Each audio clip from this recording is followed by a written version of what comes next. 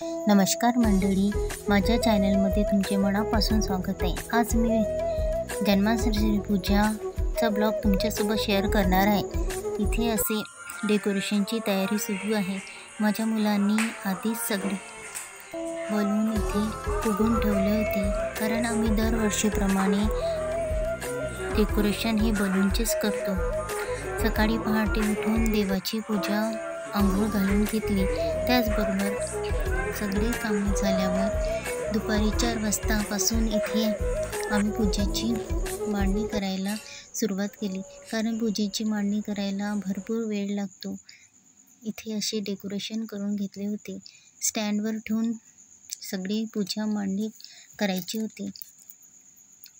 त्याचबरोबर इथे मी दिवेसुद्धा करून घेतले। प्रत्येक जयंतीला आमच्याकडे कणकेचे दिवे असतात आणि मला वेगवेगळे डेकोरेशन कलरफुल दिवे करायला फार आवडते।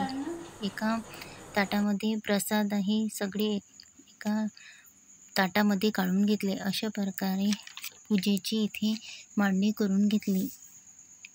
दरवर्षीप्रमाणे रात्री 12 वाजताच आम्ही कृष्ण जयंती साजरी करतो। इथे बघा अशी डेकोरेशन केलेले आहे व दुसऱ्या दिवशी देवाला उपहार व काल्याचा प्रसाद बनवतो। त्यासाठी इथे मी काल्याची सुद्धा प्रसादाची तयारी करून ठेवली।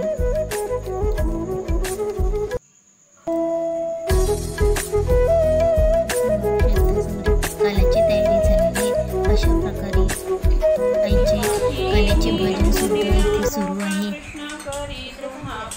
दरवर्षीप्रमाणे आम्ही अशी पूजा साजरी करतो।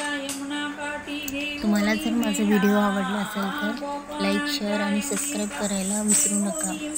अशा प्रकारे काल्याची काल्यासुद्धा इथे तयार झालेला आहे।